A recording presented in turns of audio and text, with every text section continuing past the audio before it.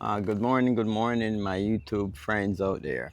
All right, in this video, we're gonna be like checking the cold damage that we sustained in the food forest.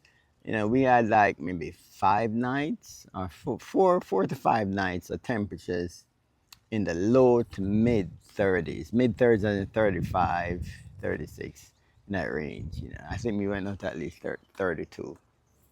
So, you remember if you see in one of my previous videos, I was actually covering my two mango trees, the younger trees. They were like real young.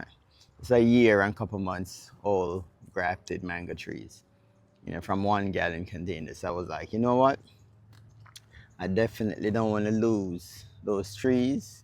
So I covered them. Normally, I don't really cover stuff because some of the trees are definitely too big to actually cover. So what we're gonna do in this video is look at the cold damage, or see if we had any cold damage from those temperatures. All right, let's get into the video.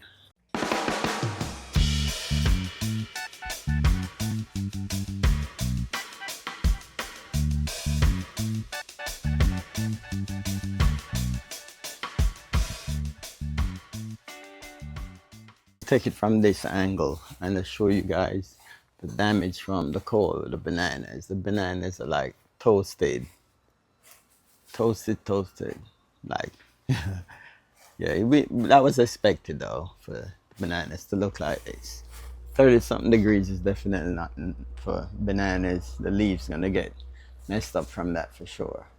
So you can see all of that stuff. Let's zoom in. Burnt. This is a every year thing that we're used to. Nothing strange about the bananas are gonna come back. Yeah, I'm more concerned about like mangoes and stuff like that, which is a cost a little bit more. All right. Let's walk on the other side. My turmeric have died back, which is normal this time of the year. Time for harvest. We've been harvesting some there. These have died back. This is when you know your turmeric is ready to harvest, when it died back like this. All right, let's keep going here. So every year the guavas and stuff get a little burn. Nothing, no matter what the temperature, the guava's gonna be fine. You see the color of these leaves?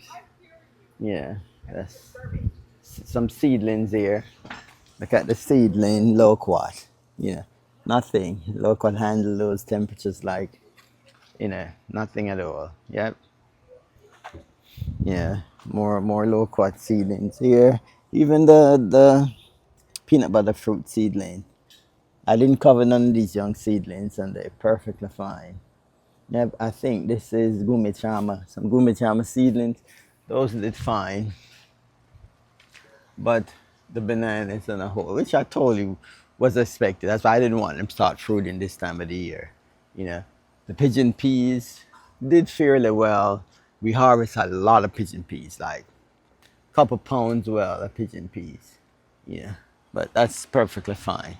So as we pan over, walk through here, yeah, not much damage over here. Mainly bananas, the ginger you could see.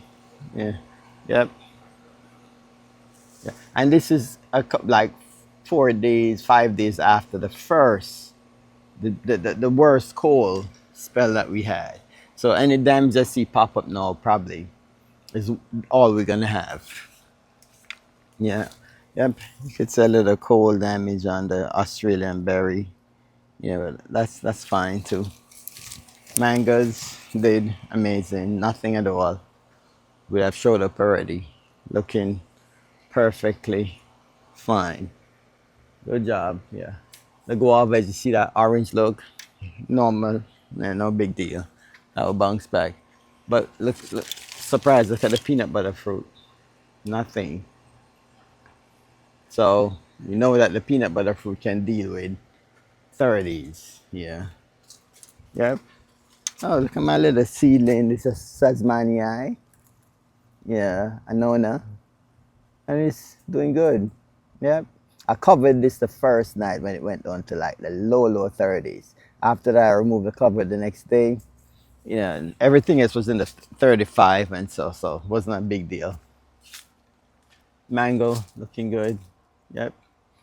The what's the name? The sugar apple. That's normal. not browning and stuff. No big deal. Okay, so everything looking good, but I know you guys want to see the young mango trees. We're gonna get over there in a minute. This is Kerry. Kerry is doing amazing. Cold didn't phase it at all. Seedling. This the sapote, black sapote. You know, the chocolate pudding fruit. Yep, perfectly fine too. This is good.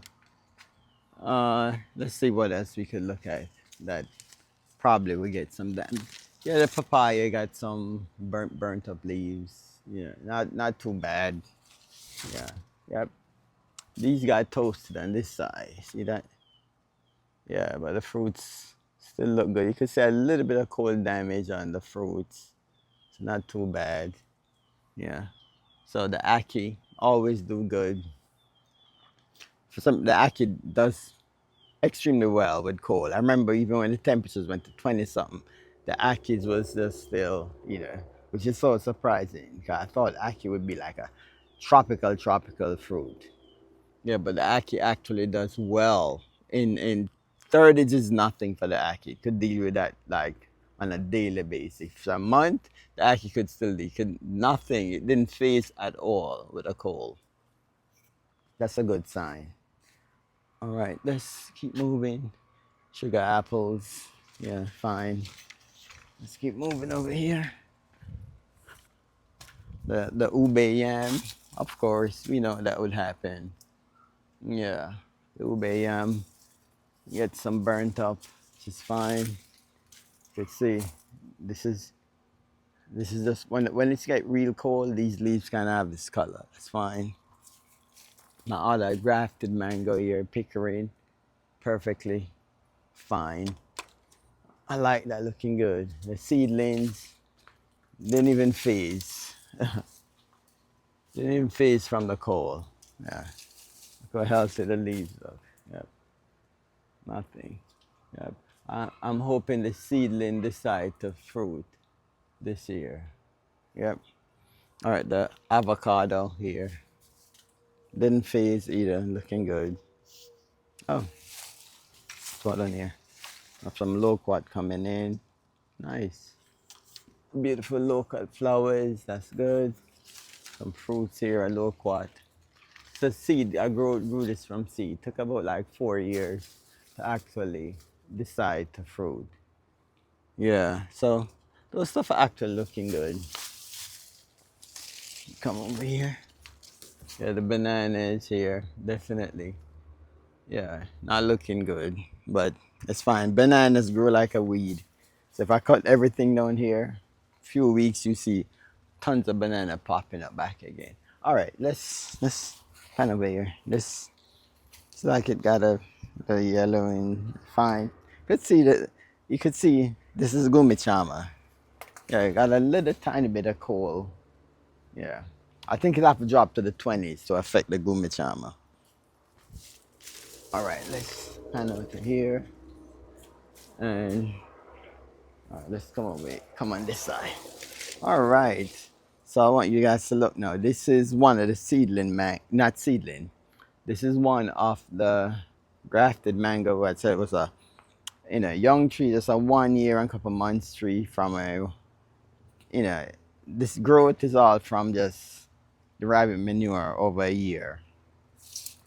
And it did well. Look, no damage. The only thing you can see right here, look, it got a little burn here and it's from the light. I did turn on these C9 lights for 2 nights without no cover, just the lights. So that's a burn coal will get, but this is from the C9 light. So that did amazing. Let's give you another angle from this, yeah. Yeah, a lot of blooms. This is M4, I think. Let's see. Yeah, M4. Yeah. A bunch of blooms on the M4, which I tell you, I'm not going to let it hold all this fruit. Definitely not. Yeah, tree too young for that. Yep. So this did amazing. Nothing. Yes, a slight little burn on that leaf, but nothing major. Looks great. and that's what I wanted it just to survive this winter, put on another massive growth next year, and then we have fruits from this M4 the following year. Yeah. All right, let's walk over to Venus and see what the Venus did. As I said, I covered the Venus one night, removed the cover the next day, and just had the C9 lights on it. And that did amazing too. Yep, looks extremely good. Also had the C9 lights here. These C9 lights give off some nice heat. Yeah. Yep. I remember when it was like 37 one morning. I came out here, touched the lights. The lights was actually warm. Yeah, so that's something you could get. Get some C9 lights and just add to wrap your fruit trees. Actually do work. And you know who I learned that from? It was Miss Cheryl.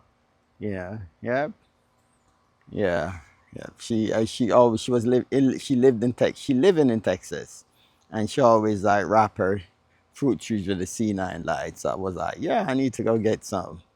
Yeah. So this did excellent. The tree look flawless. Look at it, guys, flawless.